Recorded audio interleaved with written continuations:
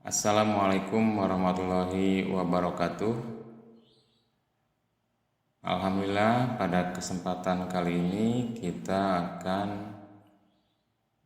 belajar tentang konsep hak dan kewajiban asasi manusia. Yang menjadi pokok bahasan pada kesempatan kali ini, yang pertama adalah makna hak asasi manusia, dan yang kedua adalah makna kewajiban asasi manusia.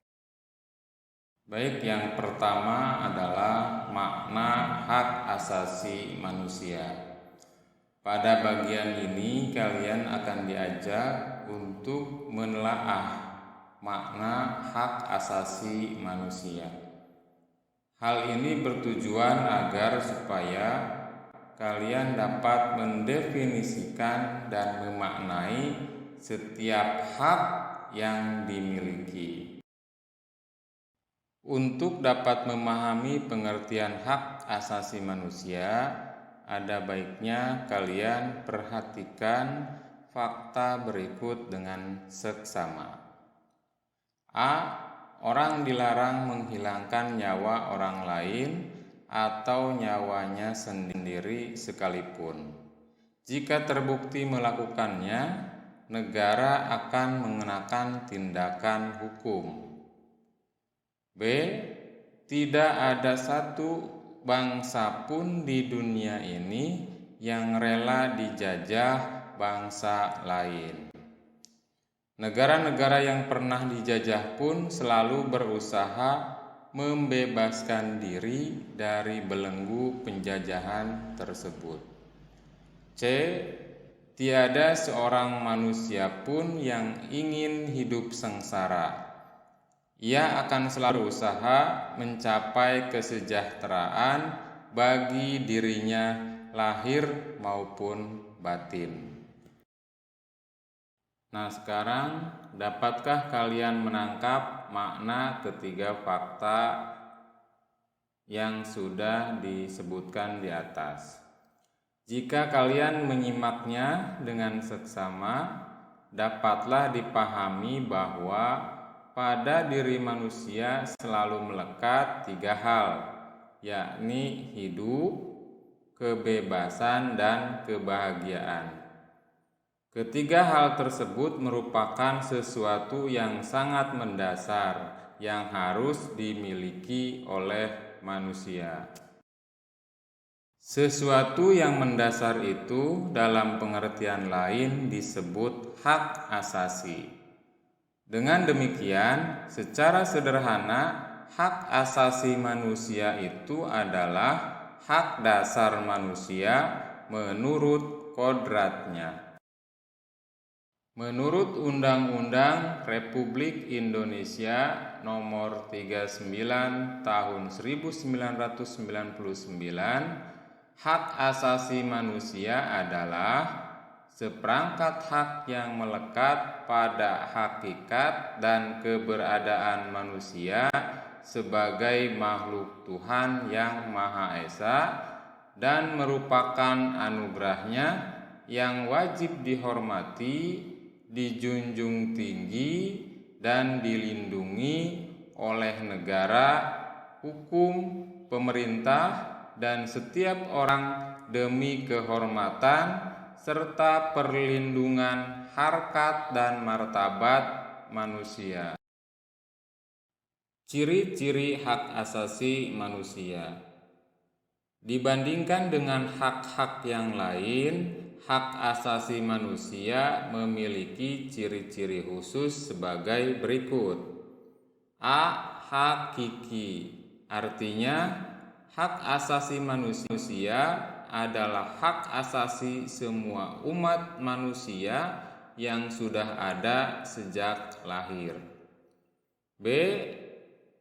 Universal, artinya hak asasi manusia berlaku untuk semua orang tanpa memandang status, suku bangsa, gender, atau perbedaan lainnya. C. tidak dapat dicabut. Artinya, hak asasi manusia tidak dapat dicabut atau diserahkan kepada pihak lain. D. Tidak dapat dibagi. Artinya, semua orang berhak mendapatkan semua hak, apakah hak sipil dan politik atau hak ekonomi, sosial, dan budaya. Setelah kalian mengetahui makna hak asasi manusia, sekarang kita akan membahas pokok bahasan yang kedua, yaitu makna kewajiban asasi manusia. Sebelumnya silakan kalian amati gambar di samping ini. Peristiwa di samping memberikan gambaran bahwa selain mendapatkan hak, setiap orang juga mempunyai kewajiban. Kalian tentunya mempunyai kewajiban. Sebagai seorang anak, kalian harus melaksanakan perintah orang tua, misalnya membantu kebersihan atau membantu membersihkan lingkungan rumah. Sebagai seorang pelajar, kalian dituntut untuk mematuhi tata tertib sekolah, misalnya melaksanakan tugas piket kebersihan. Sebagai anggota masyarakat, kalian juga harus mematuhi norma-norma yang berlaku di masyarakat, misalnya ikut serta dalam kegiatan kerja bakti. Begitu pula sebagai warga negara, kalian juga mempunyai kewajiban untuk melaksanakan semua ketentuan atau peraturan perundang-undangan yang berlaku, misalnya membayar pajak.